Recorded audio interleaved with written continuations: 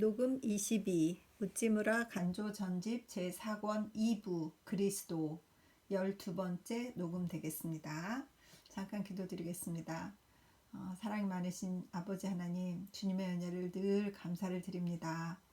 하나님께서 생명을 허락하시고 삶을 허락하시고 또 우리 예수님을 알게 하시고 이렇게 인도하셨습니다. 이렇게 하루를 주시고 아침에 일어나 열심히 나가 일하게 하여 주시옵시고 직장을 허락하셔서 그곳에서 또 열정을 불태울 수 있게 하여 주시고 또 돌아와 가족들이 있는 곳에서 또 잘 쉬고 이제 이렇게 풀립 말씀방, 풀립 녹음방에 앉아 주님과 개인적인 교제를 하면서 이렇게 위대하신 우찌무라 간조 선생의 사상을 읽게 해주신 이 모든 환경을 진심으로 감사드립니다. 저에게 언제 이렇게 행복한 시간이 있었던가 생각하게 되고 이것을 주신 주님께 진심으로 감사드립니다. 이 리딩에 축복하여 주시어서 읽는 동안 저에게 주시는 큰 은혜를 감사드립니다. 세상에 한 분이라도 있어서 함께 같은 느낌으로 나눌 수 있다면 얼마나 좋을까 생각합니다. 주님, 한 형제나 한 자매를 꼭 허락하시어서 같은 은혜 깊게 나눌 수 있도록 인도하여 주시옵소서. 감사를 드리오며 언제나 고마우신 우리 주 그리스도 예수님 이름 받들어 기도드렸사옵나이다. 아멘.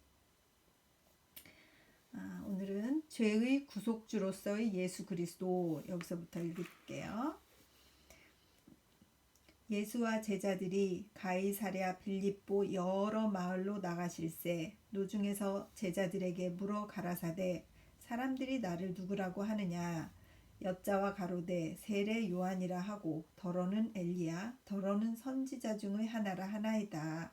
또 물으시되 너희는 나를 누구라 하느냐. 베드로가 대답하여 가로되 주는 그리스도이시니이다 하매 이에 자기의 일을 아무에게도 말하지 말라 경계하시고. 마가복음 8장 27절에서 30절. 인자의 온 것은 섬김을 받으려 함이 아니라 도리어 섬기려 하고 자기 목숨을 많은 사람들의 대속물로 주려 함이니라. 마가복음 10장 45절. 기독교는 그리스도가 중심입니다. 사람들이 그리스도에 대해서 어떻게 생각하는가? 거기에 따라서 그의 신앙이 결정됩니다. 그리스도는 사람인가 또는 하나님인가, 도덕 선생인가 또는 죄의 구속주인가? 이것은 아무래도 좋은 한가한 문제는 아닙니다. 실로 중요한 문제인 것입니다. 다른 종교에서는 교리를 전한 교주를 떠나서 논할 수가 있을 것입니다. 그러나 기독교에서는 교주가 누구인가 하는 문제는 첫째 문제이고 그가 전한 교리의 가치 여하는 둘째나 셋째 문제입니다. 너희는 나를 누구라고 하느냐? 라고 오늘의 교인도 예수의 질문을 받고 있는 것입니다. 그리고 이 질문에 대하여 기독교회는 지금 무엇이라고 대답하고 있습니까? 너희는 나를 누구라 하느냐? 라고 하시는 예수의 질문에 20세기 초의 기독교회는 대개 다음과 같이 대답하고 있습니다. 나사렛 예수는 위대한 선생이다. 그렇다. 아마 인류가 낳은 최대의 선생이리라. 그가 사람인지 하나님인지 그것은 하나의 형이상학적인 문제에 지나지 않는다. 그러나 누구도 그가 위대한 선생이었다는 것은 의심할 수 없다. 그는 사랑을 가르쳤고 사랑을 기초로 한 도덕을 전했다. 하나님은 아버지시다. 인류는 하나님의 아들이다. 그러므로 인류는 사람이 형제를 사랑하는 그 사랑으로 서로 사랑해야 한다. 예수의 교훈대로 따르면 사람은 온전한 사람이 되고 사회에는 황금 시대가 실현될 것이다. 예수의 교훈과 그 실천, 개인의 완성도, 세계의 개조도 그것으로 이룩된다. 예수가 누구든지 이것만은 이론이 없다. 그러므로 크리스천은 종래대로 각자가 안고 있는 소위 그리스도론에 대해서 토론하기를 그치고 여러 교회는 일치 단결하여 그렇다. 유니테리언도 로마 카톨릭 교회도 받아들이고 더 나아가서 불신자들도 이끌어 신약 성서, 특히 사복음서에 나타난 예수의 대정신, 대교훈의 실현을 노력해야 한다라고 대략 이런 식으로 대답합니다. 그리고 그것은 물론 잘못된 관점은 아닙니다. 예수도 말씀하셨습니다. 나더러 주여 주여 하는 자마다 하늘나라에 들어갈 것이 아니라 하늘에 계신 내 아버지의 뜻을 행하는 자라야 들어갈 것이다. 마태복음 7장 21절. 세상에는 믿음은 옳은데 행위는 옳지 않은 신자들이 많이 있습니다. 성서를 표지에서부터 마지막 장까지 믿는다고 말하면서 그리스도의 신성도, 처녀 잉태도, 재림도, 부활도 모두 믿는다고 하면서 약속도 지키지 않고 빚도 갚지 않고 자기 교회를 세우는 데는 열심이지만 남의 교회야 무너지든 말든 돌보지도 않고 마치 일반 도덕 같은 것은 있어도 없는 듯이 행동하는 신자가 있습니다. 그리고 이런 신자가 있는 한 예수의 교훈이 중요시되고 그에 대한 교리는 중요시되지 않는 것은 절대로 무리한 일이 아닙니다. 예수는 분명히 신앙에는 올바르나 잘못 행동하는 바리새인보다도 잘못 믿지만 행위에 있어서는 옳았던 사마리아인이나 이방인을 사랑하셨습니다. 현대인이 교리의 실증을 내고 순수한 도덕으로 돌아가려는 경향에 대해서 나도 또한 깊은 동정을 금할 수 없습니다. 루터교 신자나 칼빈주의자를 몹시 미워하고 칼빈주의자도 서로를 괴롭히고 다른 교파를 배척하고 그리스도를 위해서는 사람을 죽이는 일이라도 사양치 않겠다는 거짓 열성을 발휘하는 데는 누가 교리를 미워하지 않겠습니까? 만약 크리스천이 그런 사람이라면 나는 오히려 옛날로 돌아가서 다시 불신자가 되겠다고 하는 말은 나 자신도 자주 하는 말입니다. 그리고 보기에 따라서는 기독교는 교리가 없는 종교처럼 보입니다. 교리는 원래 바울에 의해서 주장된 것이고 바울이 없었다면 기독교는 예수가 전한 순수한 도덕으로서 남았을 것이다. 물론 사복음서에서도 교리는 있지만 그것은 바울의 감화로 추가된 것이지 예수 자신의 입에서 나온 것은 아니다. 결국 신약 성서는 바울의 감화에 의한 교리화된 기독교를 전한 것이므로 우리가 만일 순수한 예수의 가르침을 만나려면 그 기사를 취사 선택하여 바울의 교리적인 껍질 속에서 예수의 도덕적 진수를 끌어내야 한다. 비록 성서에 무엇이라고 쓰여 있다 해도 진리는 진리로서 움직일 수 없고 우리는 모든 속박에서 벗어나듯이 또한 성서의 속박으로부터도 해방되어야 할 것이 아닌가 하는 말들은 이제 교회 전체가 거침없이 주장하는 것입니다. 그러나 현대인의 이러한 견해는 옳은 견해일까요? 예수는 정말 도덕 교사였을까요? 신약 성서는 과연 바울의 감화로 이루어진 책이었을까요? 나는 그렇게 믿을 수는 없습니다. 우선 첫째로 신약 성서에 대해서 말하자면 신약 성서는 바울 혼자 동무대를 차지한 책은 아닙니다. 물론 바울은 주연급입니다. 그러나 그는 초대교회를 독점하지 않았습니다. 그 밖에 베드로가 있었고 요한이 있었습니다. 야고보가 있었습니다. 그리고 그들은 모두 독립된 인물이어서 신앙의 요점에서 모두가 바울 한 사람에게 복종하는 그런 사람은 아니었습니다. 그리고 속죄 한 가지를 보더라도 속죄는 베드로에서도 요한복음에도 야고보서에도 명백히 기록되어 있습니다. 그는 나무에 달려 우리 죄를 자기 몸에 친히 지으셨다. 그것은 우리를 죄에 대하여는 죽고 의에 대하여는 살게 하시기 위한 것이다. 그가 매 맞아 상함으로 너희가 나음을 얻었다. 라고 베드로전서 2장 24절에 쓰여 있습니다. 그도 그럴 것이 속죄의 교리는 신약으로 처음 세상에 나온 것이 아닙니다. 구약에 그 원천이 있는 것입니다. 유명한 이사야 53장이 그것을 잘 나타냅니다. 그는 실로 우리의 질고를 지고 우리의 슬픔을 당하였거늘 그가 찔림은 우리의 허물을 인함이요 그가 상함은 우리의 죄악을 인함이라. 그가 징계를 받음으로 우리가 평화를 누리고 그가 채찍에 맞음으로 우리가 나음을 입었도다 라고 기록되어 있습니다. 그 밖에도 속죄에 관한 구약의 말씀이나 상징에 대해서는 여기에서 인증할 시간이 없습니다. 교리라고 말하면서 교리를 바울의 죄로 돌리는 것은 얕은 견해입니다. 또 바울에 대해서 아주 불공평한 견해입니다. 바울은 속죄의 교리를 발견하지는 않았습니다.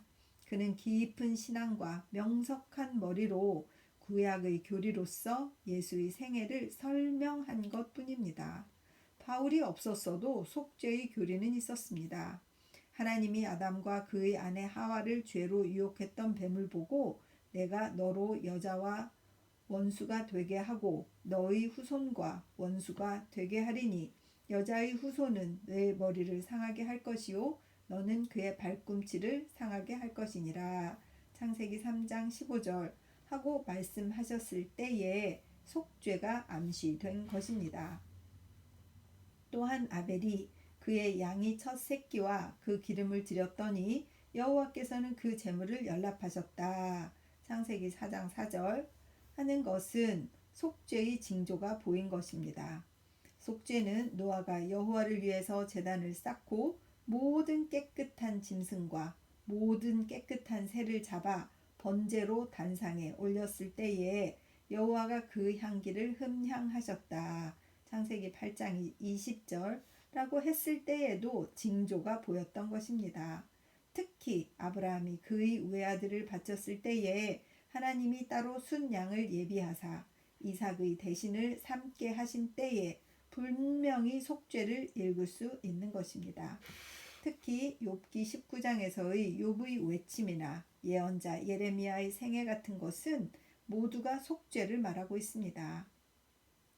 이렇게 바울이 속죄의 교리를 주장하지 않아도 초대의 기독교 신자는 구약 성서에서 속죄를 안출해냈음이 틀림없습니다.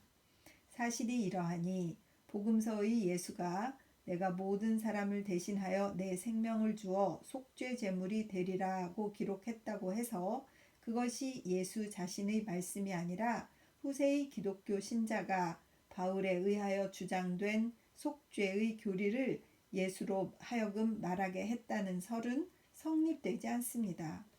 속죄는 유대인의 제사의 진수입니다. 구약의 레위기에 의해 키워진 유대인으로 그 생각이 속죄에 미치지 않는 사람이라고는 없습니다. 예수가 그리스도, 즉 메시아이심을 자각하신 이상 그가 인류를 대신하여 그 죄를 짊어지고 속죄주가 되실 것을 선언했다 해서 조금도 이상할 것은 없습니다. 바울로부터 예수로, 서간으로부터 복음서로라고 하는 것은 속죄 반대론자의 구호입니다. 나는 신약 성서가 시종 일관한 책임을 믿는 사람들 중의 한 사람이지 서간과 복음서의 반대성을 인정하는 사람은 아닙니다. 그러나 지금 한 신도로서 그 논설을 따라 서간, 특히 바울 서간을 전혀 떠나서 복음서에 의거해서만 기독교를 연구한다고 해서 그 결과 과연 그리스도의 속죄를 부인하거나 또는 경시하게 될까요? 그 점에 대해서 생각해 보고 싶습니다. 그러나 사복음서 중에서 요한복음은 역사적 가치가 적다 하니 여기에 의지하지 않기로 하고 누가복음은 바울의 제자가 쓴 것이기 때문에 그 바울적인 감화가 당연하겠으니 제외하기로 하고 마태복음은 가장 많이 예수의 교훈을 전한다고는 하나 그 목적이 교훈이기 때문에 예수의 생애를 전하는 데 있어서 사실을 왜곡할 위험이 있다 하니 다루지 않기로 하여 남는 것은 마가복음, 가장 간결하게 있는 그대로의 사실을 전하는 것 같은 마가복음. 이 마가복음은 예수의 생애에 대해서 무엇을 말하는가 그것을 생각해 보고자 합니다. 마가복음은 겨우 16장으로 된 예수의 소전기입니다. 예수전의 개요를 기록한 책으로서 간결하고 요령 있게 기록되어 있습니다. 예수의 전기의 대강을 알려면 마가복음을 읽는 것이 가장 좋은 방법입니다. 그런데 마가복음은 예수를 어떤 사람으로 전했습니까? 마가복음에 의한 예수는 확실히 도덕의 교사입니다. 그는 사람들이 그의 기적을 보기보다는 그의 가르침을 듣기를 원했습니다. 그러나 마가복음을 다 읽고 나서 이상하게 느껴지는 것은 예수의 교사로서의 활동이 아주 짧았던 점입니다. 갈릴리 호숫가에서 1년도 못되게 가르치시다가 사람들 중에서 그를 믿는 사람들이 많지 않고 교회 지도자들 사이에 그를 반대하는 사람들이 점점 많아짐을 보시자 그는 곧 가르치는 일을 그만두시고 갈릴리를 떠나 두로와 시돈 땅을 지나 헬몬산 아래로 후퇴하여 주로 적은 숫자의 제자들을 가르치셨습니다. 그리고 가르치는 것은 도덕이 아니라 그 자신에 대한 오의였습니다. 베드로로 하여금 제자들을 대표하여 그가 엘리야도 아니요 예언자 중의 한 사람도 아니라 하나님의 아들 그리스도이심을 고백하게 한 후에 그들에게 말씀하셨습니다. 인자가 반드시 많은 고난을 받고 장로들과 대제사장들과 율법학자들에게 배척을 받아 죽임을 당했다가 사흘 만에 다시 살아날 것을 그들에게 가르쳐 주셨다. 마가복음 8장 31절. 이 일이 있었던 것은 헬몬산에서 멀지 않은 가이사랴 빌립보의 땅에서였습니다. 9장 30절은 더 나아가서 그 후의 일을 기록하고 있습니다. 그 지방을 떠나 갈릴리로 가셨다. 예수께서는 이 여행을 아무에게도 알리고 싶어 하시지 않았다. 그것은 예수께서 제자들을 가르치시면서 인자가 사람들의 손에 넘어가 죽임을 당하고 죽은 지 사흘 만에 다시 살아날 것이다 라고 일러주셨기 때문이었다. 그러나 제자들은 그 말씀을 깨닫지 못했고 묻기조차 두려워했다. 그리고 이런 발표를 하신 후의 예수의 행동은 간단 명료했습니다. 그는 죽음을 결심했을 뿐만 아니라 죽음을 선택하셨습니다. 예루살렘으로 올라가서 장로나 제사장이나 학자들의 미움을 받고 결국은 그들에게 죽임을 당하는 것은 그가 스스로 택하신 것이었습니다. 마가복음은 16장으로 된 짧은 저술이지만 예수의 설교나 전도에 대해서 기록한 것은 겨우 8장이고 그의 죽음과 거기에 따른 전후의 사실에 대해서 기록하기 위해서 나머지 8장이 주어졌습니다.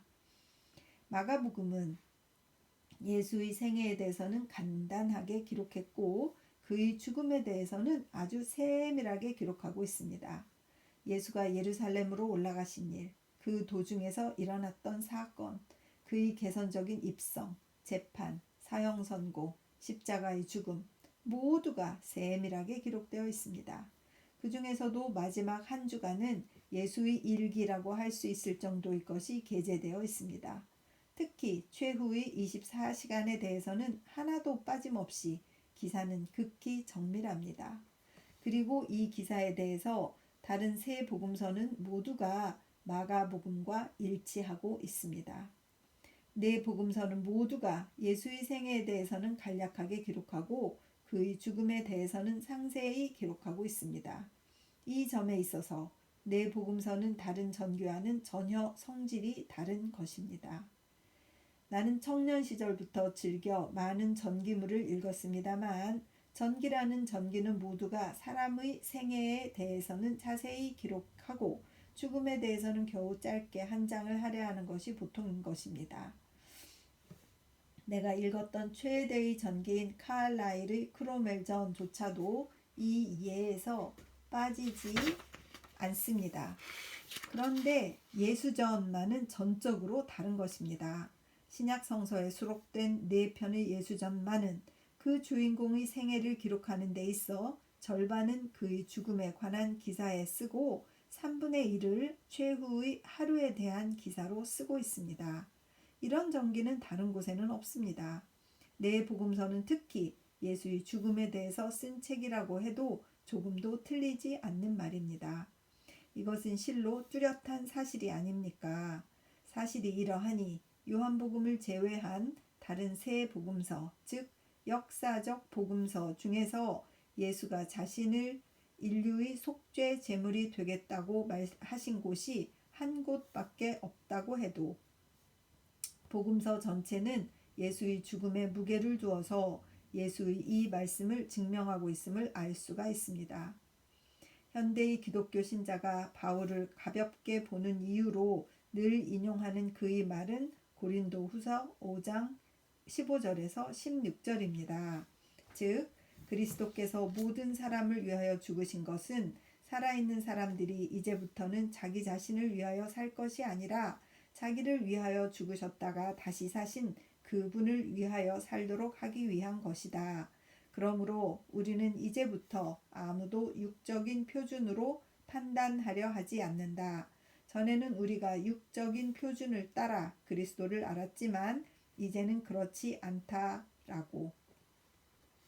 현대인은 평하여 말합니다. 이 말씀에 의하여 보면 바울은 역사적 예수를 알기 원치 않고 다만 죽었다가 다시 사신 예수를 아는 것만으로 만족했으니 바울의 예수관은 믿을 수가 없다고 말합니다.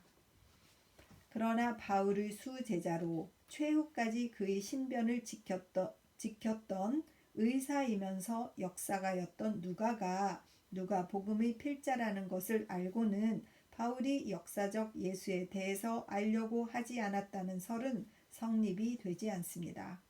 그러나 그것은 그렇다 해두고 바울뿐만 아니라 초대 크리스천 모두가 예수의 죽음에 무게를 두었다는 사실은 의심할 여지가 없습니다. 예수는 새로운 교훈을 전하기 위해서 특별히 하나님의 보내심을 받은 것이 아니라 그 자신이 명백히 말했듯이 많은 사람들을 대신하여 그 속죄물이 되시고자 세상에 오셨다는 것은 신약 성서가 명백하게 말하고 있습니다. 이 일에 대해서는 바울뿐 아니라 사도들이 모두 똑같은 말을 하고 있습니다. 복음서가 전하는 예수는 대체로 바울 서간이 전하는 예수와 조금도 틀리지 않습니다. 예수는 제일 존귀한 교사였습니다. 그러나 교사 이상으로 세상 죄를 지고 가는 하나님의 어린 양이었습니다. 역사적 예수는 사람들의 교사였고 사회 개혁가였고 그가 인류의 죄의 구속주라는 주장은 바울의 감화로 후세의 교회가 짜낸 교리에 지나지 않는다는 현대인들의 설은 성립되지 않는다고 나는 믿는 바입니다. 그러나 설은 설이라고 하고 우리는 누구나 교사보다는 죄의 구속주를 원하고 있지 않습니까? 만일 예수가 최대의 교사이고 그의 가르침이 최고의 도덕이라면 그것으로 우리들의 영혼은 만족할 수 있겠습니까? 이상은 참으로 아름다운 것입니다. 그러나 이상이란 멀리서 바라는 것으로서 불완전한 인간의 경우 이상은 사실이 되어 나타나지는 않습니다. 사람은 꿈꾸는 것으로만 생존할 수는 없는 것입니다.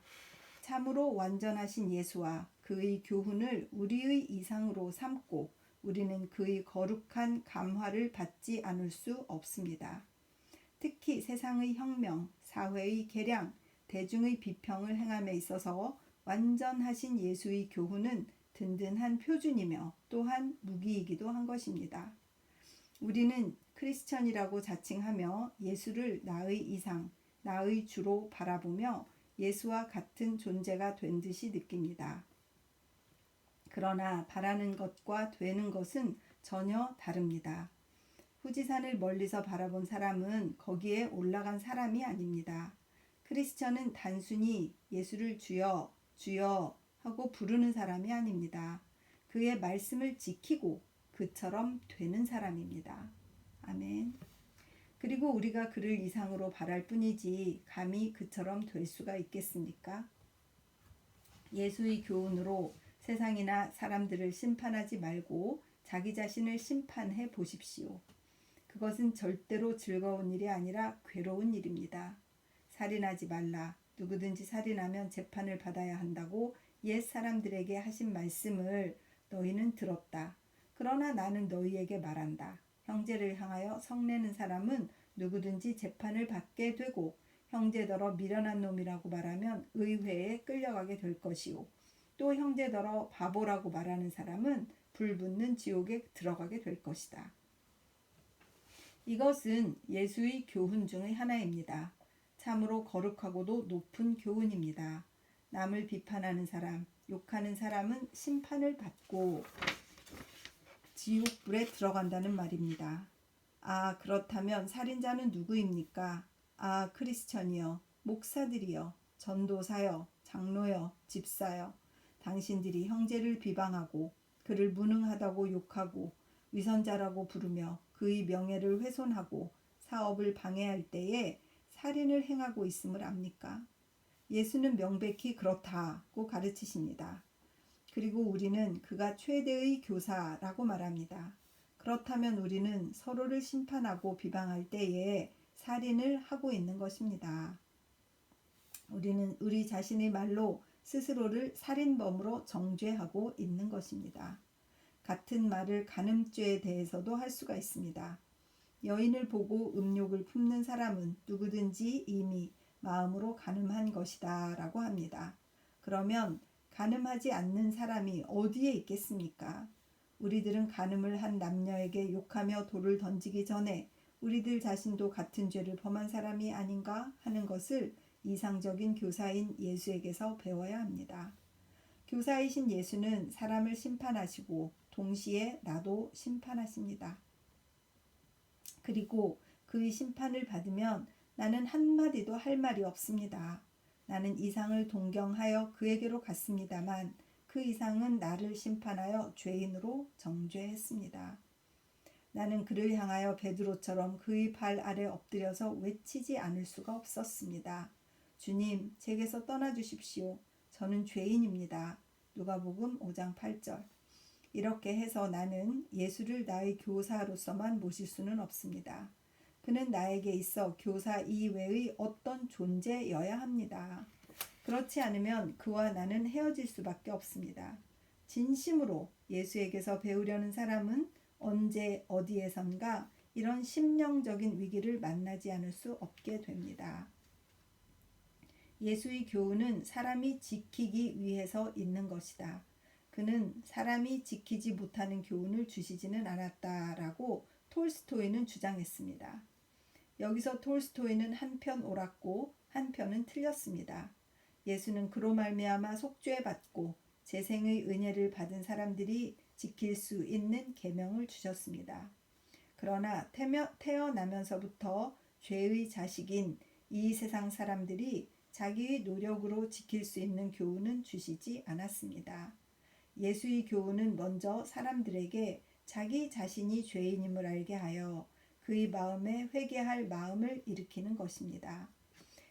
그런 후에 그를 속죄의 주님께 인도하여 거기서 그가 죄의 씻김과 성령의 은사를 받아서 겸손한 사람이 되어 하늘에 계시는 아버지의 온전하심과 같이 온전해지는 길을 보이며 이 세상 사람들이 불가능하다고 여기는 하나님을 닮는 일을 할 수 있도록 그를 만드는 것입니다. 예수의 교훈 그 자체가 십자가 위의 속죄를 말하는 것입니다. 속죄를 떠나서 교훈은 실제적으로 무효가 되고 맙니다. 예수는 물론 나의 교사이십니다. 동시에 그 이상으로 나의 구세주십니다. 그는 내가 거룩한 하나님께로 갈 수 있는 길을 예비해 주셨습니다. 그는 나를 대신하여 나의 죄를 지고 죽으셨습니다. 그리고 그의 죽음으로 나는 그의 훈계를 조금이라도 지킬 수 있는 사람이 되었습니다. 나의 전도열은 여기서 나온 것입니다. 예수의 도덕과 사회관만으로 전도열은 일어나지 않습니다. 인류의 죄가 그로 말미암아 대속되고 사람은 그로 말미암아 하나님께 이르게 되고 하나님은 그로 말미암아 사람에게로 임하신다는 것을 알고 여기에서 도덕의 근원, 세계 개혁의 능력이 주어진 것입니다. 너희는 나를 누구라고 하겠는가? 라고 그에게서 질문을 받으면 우리들 각자는 도마처럼 대답해야 합니다. 나의 주님, 나의 하나님. 요한복음 2장 28절이라고. 지금으로서는 세계 첫째의 역사가는 이탈리아의 페레로라고 생각합니다. 그는 이제는 19세기 말 독일의 데오드르 몬센이 차지하던 위치에 있는 사람이라고 생각합니다. 그러므로 그가 하는 말에는 권위가 있습니다. 그는 요즘 고대 문명의 파괴와 기독교의 승리라고 하는 책을 저술했습니다. 그는 그 책에서 말했습니다. 고대인, 즉 그리스인 및 로마인의 이상은 선량한 정치를 하고 선량한 사회를 만들어서 인류에게 행복을 제공하는 데 있었다. 그런데 이 이상은 실현되지 않고 반대로 정치는 부패하고 사회는 문란하여 인류는 타락만 했다. 여기서 큰 실망이 온 세상을 덮었다. 문명은 실패했다. 의지했던 로마 제국은 멸망하고 세상은 원시의 암흑으로 돌아갔다. 그러면 인생의 의의는 어디에 있는가? 인간은 다만 마시고 먹으면서 죽음을 기다릴 뿐인가 하고 그들은 스스로에게 물었다. 이때에 기독교가 출현한 것이다. 이러한 혼돈된 고대 사회에서 기독교는 소리를 높여서 말했다. 아니다. 인생의 이상은 선량한 정치가 아니라 완전한 사회가 아니라 하나님에게 있으며 사람은 그가 바라는 완전을 하나님에게서 얻을 수 있다. 비록 문명은 사라지고 나라는 없어져도 사람은 최대 행복을 내적인 영혼에 가질 수가 있다고. 이렇게 하여 고대 문명의 파괴로 고대인은 전적으로 실망에 빠졌지만 크리스천만은 행복을 국가나 사회에서 찾지 않고 자기 안에 머무시는 하나님에게서 찾았기 때문에 그만이 이 위기를 만나도 상심하지 않고 세상에 대해서 자기 자신을 유지할 수가 있었다. 그리고 노아의 홍수 같은 야만인의 침입에 의해서 고대 문명은 한때 씻어버린 듯이 없어졌지만 생명을 풍부하게 자기 안에 저장한 이들 크리스천들에 의해서 새 문명은 옛 문명 대신에 유럽 천지에 나타났던 것이다. 이것이 현대 사학의 거두인 이탈리아의 페레로가 주장하는 것입니다. 인생의 최상의 선은 국가에도 없고 사회에도 없고 정치에도 없고 경제에도 없고 하나님에게 있다. 예수 그리스도로 말미암아 하나님과 같이 할 수 있게 되어 인생 최대의 행복을 체험할 수 있다. 이것을 알고 인생은 일변하는 것이다.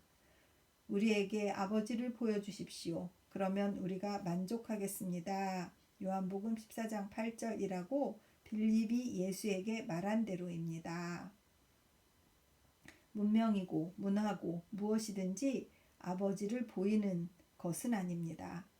그리고 아버지를 보지 못하면 사람이란 무엇이 주어져도 만족하지 않습니다. 그리고 이제 다시 인류는 옛 문명의 파괴를 목격하고 있습니다. 옛 제국은 멸망하고 옛 사회는 파괴되고 옛 사상, 옛 도덕은 이제 땅 위에서 없어지려고 합니다. 보다 큰 노아의 홍수가 이제 온 땅에 임하려고 합니다. 이 계제에 새 학설은 끝없이 제출되고 개혁과 혁신은 여러 곳에서 주장되고 있습니다. 그러나 빛은 어디에도 보이지 않습니다. 소리만 들리고 실체는 보이지 않습니다. 그러나 크리스천은 두려워하지 않습니다. 그는 자기 속에 굳은 왕국을 가졌기 때문입니다.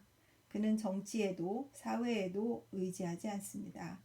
그에게는 의지할 바위가 있습니다. 그것은 그를 사랑하여 그를 위해서 자신을 버리신 하나님의 아들 예수 그리스도입니다. 그는 단순한 도덕상의 교사가 아닙니다. 그는 의, 거룩, 속죄, 즉 모든 것입니다. 예수를 가지기 때문에 크리스천은 문명이 사라져도 희망을 잃지 않습니다. 술렁대는 현대의 파도 속에서도 그만이 걸려 넘어지지 않고 굳은 바위 위에 닻을 단단히 맨 사람입니다. 그래서 고대 문명이 파괴될 때 기독교가 인류의 전멸의 늪에서 건져냈던 것처럼 이제 근대 문명이 파괴되어가는 이때에 다시금 고민하는 세계를 구원하리라고 믿는 것입니다. 그리고 그 능력은 사회 개량이나 사회 봉사와 같이 환경을 개선하고 유욕을 채워주는 방법에 있는 것이 아닙니다. 예수 그리스도는 그의 몸에 인류의 죄를 짊어지고 십자가에 달리신 소위 복음의 어리석음에 있습니다. 세상을 의지하지 않는 크리스천만이 세상과 함께 멸망하지 않고 또한 멸망하는 세상을 부활시킬 능력을 가지는 것입니다. 역사는 되풀이됩니다. 옛 문명은 파괴되고 기독교는 승리하고 있습니다. 페레로 박사가 주장한 대로입니다. 집 짓는 사람의 버린 돌이 모퉁이의 머릿돌이 된다는 말이 있습니다. 이 세상을 버리고 이 세상에서 버림받은 크리스천이 몇 번이고 파괴된 세계를 다시 세웠던 것입니다.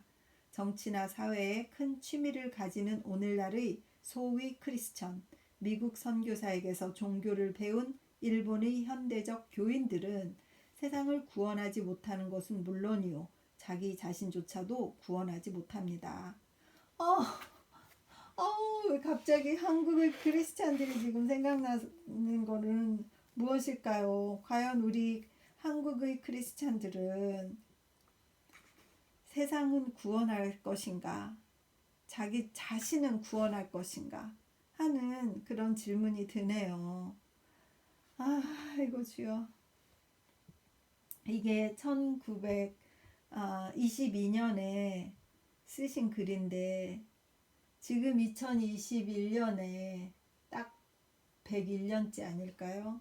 그런데 같은 질문을 던지면서 이렇게 고통스러울 수가 있을까? 이런 생각이 듭니다. 미국 선교사에게서 종교를 배운 한국의 현대적 교인들은 우리도 똑같잖아요. 그죠? 세상을 구원하지 못하는 것은 물론이요, 자기 자신조차도 구원하지 못합니다. 이 예언적인 우찌무라 선생님의 말씀에 막 가끔씩 이렇게 머리를 통 맞는 그런 느낌입니다. 지금 한국의 기독교가 이렇게 힘이 없는 이유는 무엇이겠습니까? 그 기독교에 예수님이 없어서가 아닐까요? 사람들이 예수님의 이 죽음을 버린 거 아닐까요? 그래서 우리는 이렇게 실패하고 있는 것이 아니겠습니까? 그런 생각이 들고, 또 이거는 저 아주 개인적인 생각입니다만, 막 사회 개량, 사회 봉사, 정치를 잘해야 된다, 국민을 섬겨야 된다 이러면서 막 지금 경기도지사 이재명 지사가 막 떠오르고, 그죠? 막 그런 사람들이 막 각광을 받고 있잖아요.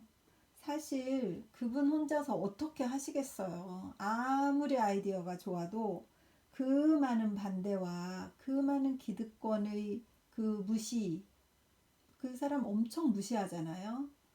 돈 없다고, 배경이 가난한 사람이었다고, 그 기득권에서 얼마나 우습게 봐요. 민주당에서도 우습게 보잖아요. 만약에 그분이 대통령이 된다고 한들 어떻게 다 뚫어갈 수가 있겠습니까? 그건 불가능한 일이죠. 정말 크리스찬들이 진정한 크리스찬이 될 때만이 이 한국도 더욱더 강해지지 않을까? 막 이런 생각이 아이고 주여, 갑자기 막 제가 무슨 애국자도 아닌 것이 이민 와서 살고 있으면서 이 책을 보면서 이렇게 대한민국을 생각하면서 마음이 이렇게 아플까 이런 생각이 듭니다. 정말 저라도 잘 좋은 크리스찬이 돼야 될 텐데 그러지도 못하면서 이걸 어쩌나 막 이런 생각이 들고 막 마음이 무겁습니다. 몇 줄만 읽으면 끝나니까 읽고 끝내겠습니다. 일본의 속담에 몸을 버려야 살 길이 튼다는 말이 있습니다. 먼저 구세주 그리스도 안에서 자기 자신과 현세에 대하여 죽지 않으면 몸도 세상도 구원할 수가 없습니다. 1922년 10월 성서지 연구.